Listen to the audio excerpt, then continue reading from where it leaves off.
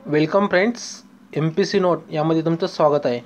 मित्रांनो, आजचा टॉपिक आहे भारतावर अरब आणि तुर्काचे आक्रमण. बघा, इतिहासातील हा महत्त्वपूर्ण आणि मध्ययुगीन कालखंडातील महत्त्वपूर्ण असा काय टॉपिक आहे. आपण त्याबद्दल माहिती पाहणार आहोत. त्यामध्ये आपण काय करणार आहे, जी भारतात अरबी आणि तुर्की यांचे काय झालं आक्रमण झालं त्यामध्ये ते पाहणार आहोत. त्याच्यानंतर मोहम्मद गजनवी, मोहम्मद बिन कासिम याबद्दल माहिती पाहणार आहोत. नंतर मोहम्मद घोरीबद्दल सुद्धा माहिती पाहणार आहोत. त्याच्यामुळं पहा मित्रांनो, तुम्ही जर आपल्या चॅनलला अजून सबस्क्राईब केलं नसेल तर नक्कीच सबस्क्राईब करून घ्या, कारण आपण महत्त्वपूर्ण अशी माहिती आपल्या चॅनलवर काय करत असतो, अपलोड करत असतो. त्यामुळे तुम्ही आपल्या चॅनल नक्की सबस्क्राईब करून त्याची बेल आयकॉनला प्रेस करून त्याची नोटिफिकेशन नेहमी घेऊ शकता. पहा मित्रांनो, अरब आणि तुर्कांचे आक्रमण. बघा, तुम्हाला माहीत असेल चंचनामा किंवा चचनामा म्हणतो, पारसी ग्रंथ आहे बघा. यामध्ये भारतात अरबी व तुर्कींचे आक्रमण झाले याचा उल्लेख इथे भेटतो. बघा, तुम्हाला माहीत असेल अनेक तुर्की आणि अरबांचे आक्रमण. त्यामध्ये जे पहिलं सफल आक्रमण झालं ते 712 मध्ये ते कोणी केलं होतं, तर मोहम्मद बिन कासिमनी केलं होतं. तर बघा, मोहम्मद बिन कासिम याबरोबर अल बरुनी सुद्धा आला होता. जो नंतर काय केलं, 713 मध्ये काय केलं, अरबींनी काय केलं, मीर कासिमच्या नेतृत्वाखाली मुलतानला काय केलं, अधिग्रहण केलं होतं. तुम्हाला स्क्रीनवर दिसत असेल इमेजनरी इमेज आहे बघा. तर असे टोळ्या काय करायचे, त्यावेळी भारतात यायचे आणि त्यावेळी हेच जे म्हणतो आपण बघा, मोहम्मद बिन कासिम यांनी पहिलं सफल आक्रमण असं मुलतानवर केलं होतं. त्यानंतर पहा मित्रांनो, आपण काय टॉपिक डिस्कशन करणार आहोत. पहिला बघा, भारतावर अरब आणि तुर्काचे आक्रमण. नंतर पाहणार मोहम्मद बिन कासिम आक्रमणाची माहिती. नंतर मोहम्मद गजनवी, म्हणजे ओरिजिन कोण होते, इराणी होते, पण ते कुठं राहत होते, टर्कीमध्ये राहत होते, त्याबद्दल माहिती पाहणार आहोत. नंतर मोहम्मद जे आक्रमण झालं बघा इसवी सन 999 मध्ये, कुठं झालं तर गजनी येते, तर ते आपण पाहणार आहोत. नंतर अल बरुनी म्हणून बघा 1018 ते 1019 त्याला भारतात आणलं होतं. कोणी आणलं होतं, मोहम्मद गजनवीने, त्याबद्दल माहितीसुद्धा पाहणार आहोत. नंतर मोइनुद्दीन मोहम्मद घोरी, जे तराईंचं युद्ध झालं बघा, तर ते सुद्धा आपण पाहणार आहोत. आणि मोहम्मद घोरीचे सफल किंवा विजयाची कारणे काय त्याबद्दल आपण माहिती पाहणार आहोत. तर पहा मित्रांनो, तुम्हाला स्क्रीनवर दिसत असेल इमेज आहे बघा, ही इंडिया इथं आणि गजनी बघा इथं आहे. तुम्हाला स्क्रीनवर दिसत झरानी इथं आहे. हे जे प्रांत आहे बघा, गजनी बघा, तर इथं काय झालं, मोहम्मद गजनीचं काय झालं, साम्राज्य नवीन स्थापन झालं होतं. बघा, मोहम्मद बिन कासिम जे भारतात पहिलं सफल आक्रमण झालं म्हणतो, तुर्की किंवा अरबींचं म्हणतं बघा, ते पहिलं कोणी केलं, तर मोहम्मद बिन कासिमनी केलं होतं. तर त्याची विजयाची काय कारणे होते बघा. पहिलं होतं, तत्कालीन राजकीय स्थिती काय होती, अस्थिर होती भारतात. नंतर उत्तर भारतात सत्ता काय होती, एक केंद्रीय नव्हती. तेथे असा एकही काय होता, लोकप्रिय शासक नव्हता. किंवा तिथं काय होतं, बारीक छोटे मोठे तुकडे साम्राज्य होते. तुम्हाला माहीत असेल, जे मथुरा वगैरे, दिल्ली, कनौज, थानेश्वर असे काय होते, जे साम्राज्य असे होते, तिथं अस्थिर होते आणि छोटे होते. तर बघा, आपल्या परीक्षेच्या दृष्टीने एक्सपेक्टेड क्वेश्चन आपण आता काय झालेल्या टॉपिकवर बघतोय. तर बघा, भारतावर आक्रमण करणारा पहिला मुस्लिम राज्यकर्ता कोण होता, मोहम्मद बिन कासिम. दुसरा प्रश्न बघा, भारतात पहिली मुस्लिम सत्ता स्थापन कोणी केली, मोहम्मद घोरीने केली होती. नंतर सिंध विजयावर कोणती पुस्तक लिहिली बघा. सिंध हा जो प्रांत आहे बघा, तिथं पहिल्यांदा आक्रमण केलं होतं, कारण भारतात जे काय म्हणतो एंटर होण्याचा मार्ग आहे, ते सिंध मार्ग होता. तिथं त्याच्यावर कोणती पुस्तक लिहिली, फुतुल अब्दानी व चचनामा, जे कोण लिहिलं, अल बरुनी यांनी लिहिलं आहे. नंतर अरबांनी 713च्या आसपास कोणत्या शहराला स्वर्णनगरी शहर म्हटले, ते कोणते शहर होतं, मुलतान शहर. याला स्वर्णनगरी शहर म्हणले, कारण ते काय जास्त होतं, सोनं जास्त सापडत होतं. त्यानंतर मित्रांनो, अरबी लोक भारताच्या कोणत्या गोष्टीने प्रभावित झाले होते, हे महत्त्वाचे बघा. क्वेश्चन बऱ्याचदा विचारला जातो, UPSC मध्ये तरी हमखास विचारला जातो. खालीलपैकी कोणत्या गोष्टीने अरबी लोक प्रभावित झाले होते, तर कोणकोणते, भारतीय दर्शन म्हणजे संस्कृती, नंतर खगोलशास्त्र म्हणतो आपण, नंतर विज्ञान, औषधी वनस्पती, गणित आणि ज्योतिषी. तुम्हाला गणितांचं माहीत असेल की जे अरबी भाषेत संख्या आहे बघा, अंक, यांना काय म्हणत होते, ते हिंसा म्हणत होते, कारण हिंसा म्हणजे अंक. आणि ते कुठून आलं, तर त्याचा उगम ओरिजिन कुठं होता, तर हा भारतात होता. नंतर अरबाद्वारे सिंधमध्ये कोणती शिक्के चालवली, तर काय होतं, दिरहम. बघा, क्वेश्चन बनू शकतो, अरबाद्वारे सिंधमध्ये कोणती शिक्के चालवली, तर कोणते चालवली, दिरहम. त्यानंतर 8वा क्वेश्चन बनू शकतो आपल्याकडे, मोहम्मद बिन कासिमद्वारे सिंधमध्ये कोणता कर लागू झाला होता किंवा कोणता कर होता? तो कोणता होता? जजिया कर. नंतर 9वा क्वेश्चन बघा, मोहम्मद गजनवीच्या वेळी आक्रमणाच्या वेळी कोणते शासक होते? म्हणजे मोहम्मद गजनवीने ज्यावेळी आक्रमण केले त्यावेळी कोणते शासक होते? तर तिथं होते मथुरा, दिल्ली, थानेश्वर आणि आग्रा आणि एक पंजाब आहे बघा. तर बघा मोहम्मद गजनवीबद्दल आपण माहिती पाहणार आहोत. त्यानंतर बघा मोहम्मद गजनवी, तुम्हाला स्क्रीनवर त्याचं चित्र दिसते बघा. गजनी काय होता? एक प्रांत होता बघा. गजनवी आणि गजनी यामध्ये जरा कन्फ्युजन होऊ शकतं. गजनी काय झालं, एक नवीन प्रांत कोण निर्माण केला होता? हे अलबतुगिननी निर्माण केला होता आणि तिथे मोहम्मदगिरींचं साम्राज्य आधी होतं. तर गजनी एक प्रांत होता, हे ध्यानात ठेवा.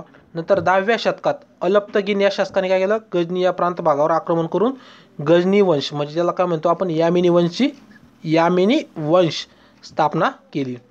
तिथं महत्त्वपूर्ण गजनी आहे ते शासक झाले बघा. अलबतगिन झालं, सुप्तगिन झालं, नंतर महमूद सुलतान म्हणून झालं. नंतर बघा महमूद गजनवीचे आक्रमण कोणाकोणावर झाले? जयपाल, मुलतान, आनंदपाल, नगरकोट आणि मथुरा झाली. तिथं मथुरा आहे. नंतर वृंदावन, कनौज, बुंदेलखंड आणि सोमनाथ शेवटचं आक्रमण म्हणजे 1025 मध्ये झालं आणि त्याचा मृत्यू जे मोहम्मद गजनीचा म्हणतो आपण ते 1030 मध्ये झाला आहे, ध्यानात ठेवा. तर मोहम्मद गजनवी याचा आक्रमण करण्याचा मुख्य उद्देश काय होता? तर बघा त्याचा मेन उद्देश होता लूट करणे, जिहाद करणे, उत्तर भारतात स्थिती जी कमजोर करणे आणि अस्थिर करणे, जेणेकरून ते शासन करता येईल. त्यानंतर बघा तुम्हाला स्क्रीनवर दिसत असेल मोहम्मद गजनवीचं जे एम्पायर होतं ते एवढं होतं बघा. हे स्क्रीनवर तुम्हाला दिसतं जे एम्पायर आहे बघा, हे इंडिया आहे आपला आणि जे इथं गजनी आहे बघा. तर हे साम्राज्य त्यावेळी मोहम्मद गजनी होतं 1027 मध्ये. तर त्यांनी कसं साम्राज्य बनवलं? त्याचं केंद्र बघा इथं आहे. इकडून साम्राज्य बनवलं, इकडून. पण त्याचं जे काय म्हणतो ना आपण राजधानी होती ती काय होती? गजनी होती. कोणाची? मोहम्मद गजनवी. गजनवी काय होतं? एक आडनाव होतं आणि ते यामिनी वंश म्हटलं जातं त्याला. आणि गजनी एक ठिकाण होतं, तेच राजधानी म्हणून तिथं त्यांनी एम्पायर किंवा साम्राज्य स्थापन केलं होतं. त्यानंतर पहा मित्रांनो, अलबुरुनी महत्त्वाचं टॉपिक म्हणजे ज्यावेळी मध्ययुगीन भारताच्या सुरुवातीच्या कालखंडामध्ये जेवढा मोहम्मद गजनवी आणि मोहम्मद बिन कासिमचा अभ्यास केला जातो तेवढाच अलबुरुनीचा सुद्धा अभ्यास केला जातो. तर अलबुरुनी काय होता? हा एक लेखक होता, कवी होता, रचनाकार होता. मध्ययुगीन कालखंडात महत्त्वपूर्ण लेखक किंवा पुस्तकाचा ट्रान्सलेटर करणारा होता. कारण त्यांनी बरेच पुस्तके जे आपण म्हणतो आयुर्वेदिक खगोलशास्त्र किंवा जे अंकगणित होते त्याचे काय होतं त्यांनी ट्रान्सलेट केले होते आणि ते अरबी लोकांना खूप आवडत होतं. नंतर बघा दुसरा पॉईंट, मोहम्मद गजनवीने ख्वारिझम शाहला हरून काय जिंकलं, तिथली काय सत्ता काबीज केली होती. पुन्हा एकदा का मोहम्मद गजनवीने ख्वारिझम शाहला हरून तिथे काय केलं? ख्वारिझम साम्राज्य स्थापन करून नंतर त्याला काय केलं? ख्वारिझम साम्राज्याचा जो लेखक होता तो अलबुरुनी होता, याला काय केलं त्यांनी? जिंकून स्वतःसोबत भारतात आणलं होतं. नंतर जे अलबुरुनी बघा त्याचे महत्त्वपूर्ण पुस्तके प्रसिद्ध आहेत. त्याला एक पहिलं म्हणजे किताब उल हिंद म्हणून आहे आणि दुसरं आहे अलबुरुनी इंडिया, इंग्लिश ट्रान्सलेटर आहे बघा. तर चौथा पॉईंट बघा, यांनी काय केले होते? बरेच पुस्तकं भाषांतरित केली होती, तुम्हाला मी आत्ता सांगितलं. नंतर बघा मोहम्मद गजनवीने जीवनावर आधारित काय एक पुस्तक लिहिलं होतं. अलबुरुनी ज्याला मोहम्मद गजनवीने जिंकलं होतं, तर बघा मोहम्मद गजनवी जीवनावर आधारित काय केलं होतं? तारिक-ए-यामिनी नावाचं पुस्तक अलबुरुनी लिहिलं होतं. तुम्हाला स्क्रीनवर अलबुरुनीचं चित्र दिसत असेल. तर अलबुरुनी असा होता आणि त्याच्यावर लिहिलं इंग्लिश ट्रान्सलेटर बघा, अलबुरुनी का भारत हिंदीमध्ये आहे किंवा त्याला काय म्हणतो आपण अलबुरुनी इंडिया म्हणून लिहितो. तर बघा मित्रांनो, एक मिनटं, तुर्की किंवा जे गजनवी साम्राज्य म्हणतो बघा किंवा मोहम्मद बिन गजनवी, तर यांची विजयाची काय कारणं होते ते महत्त्वाचं. कारण बघितलं राज्यसेवाला तर मागच्या वेळी क्वेश्चन विचारला होता की मोहम्मद गजनवी याची विजयाची खालीलपैकी कोणते कारणे होते ओळखा म्हणून. पर्याय दिले होते, बक लिहिलं होतं, बकड असं क्वेश्चन विचारला होता. तर त्याचं पहिलं क्वेश्चन विजयाचे कारण काय होतं? घुडसवार सेना होती, याच्याकडून आधुनिक हत्यारे होती आणि त्याच्यातलं महत्त्वाचं म्हणजे उत्तर भारतातील कमजोर शासक होते. तिसरा म्हणजे जिहाद करणं त्याला खूप आवडत होतं. तर मोहम्मद गजनवी बघा, याला काय म्हटलं जातं, मध्ययुगीन मुस्लिमी इतिहासकार जे आहेत ते त्याला काय म्हणतात, इस्लामचा राज्यकर्ता किंवा संरक्षणकर्ता मानतात. तर ते काय करीत होते, जे गजनवी साम्राज्याचे बघा गाजी म्हणत होते त्याला बघा. तर गाजी काय करीत होते, जे मध्य आशियातून येणाऱ्या टोळ्या होत्या बघा, किंवा इस्लाम विरुद्ध जे टोळ्या येत होत्या, तर त्यांना काय करीत होते, इस्लामचे संरक्षण करीत होतो. गाजी म्हणजे काय अर्थ होतं, संरक्षण. तर यांच्यामध्ये काय होतं, यांचे जे सैन्य होतं, गाजी होण्याची काय म्हणतो आपण, तर गाजी होण्याची भावना जी होती ती तीव्र होती. आणि यांच्यात काय होते, वेगवान, घोडदळ, धैर्य व साहस अशी किंवा हुशारी पण जास्त प्रमाणात होती.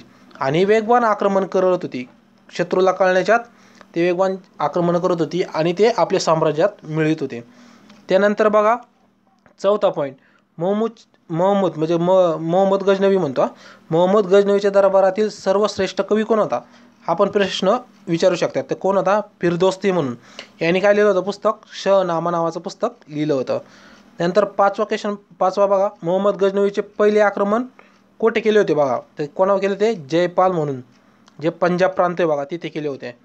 नंतर 1025 मध्ये सोमनाथवर कुणी आक्रमण केले असं क्वेश्चन सुद्धा बनू शकतो. तर कोणी केले होते, ते शेवटचं आक्रमण मानलं जातं त्याचं. तर कोणी केलं होतं, ते मोहम्मद गजनवीने पहिले आक्रमण केले होते. नंतर तुम्हाला माहिती घोरी वगैरे यांनी काय सुद्धा आक्रमण केले होते, पण पहिले आक्रमण कोणी केले होते 1025 मध्ये, ते मोहम्मद गजनवीने केले होते. गजनीच्या साम्राज्याला धोका कोणापासून होता, तर जे मध्य आशियातून येणाऱ्या टोळ्या होत्या त्यापासून धोका होता, तुम्हाला मी आताच सांगितलं. त्यानंतर बघा, तर बघा मित्रांनो, आपल्या आजच्या व्हिडिओमध्ये आपण काय बघितलं, मोहम्मद गजनवी आणि मोहम्मद बिन कासिमबद्दल माहिती पाहिली. तर याच्यानंतर जो नेक्स्ट व्हिडिओ येणार आहे तो मोहम्मद घोरी व घोरी साम्राज्य. घोरी साम्राज्य व खॉरिजन साम्राज्यामध्ये काय, यांच्यामध्ये काय वाद होता, त्याच्यानंतर गजनी साम्राज्य का नष्ट झालं, गजनी साम्राज्यानंतर मोहम्मद घोरीचं जे क्रेज वाढला, त्याच्यानंतर जे गुलाम वंश आला बघा 1207च्या आसपास, तर त्याबद्दल आपण नेक्स्टच्या व्हिडिओमध्ये पाहणार आहोत. तर मित्रांनो, तुम्हाला हा व्हिडिओ कसा वाटला नक्कीच कमेंट करून सांगा. जर व्हिडिओ आवडला तर व्हिडिओला लाईक करा. थँक्यू मित्रांनो. MPC नोट या चॅनलवरील व्हिडिओ पाहिल्याबद्दल तुमचे सर्वांचे धन्यवाद. थँक्यू.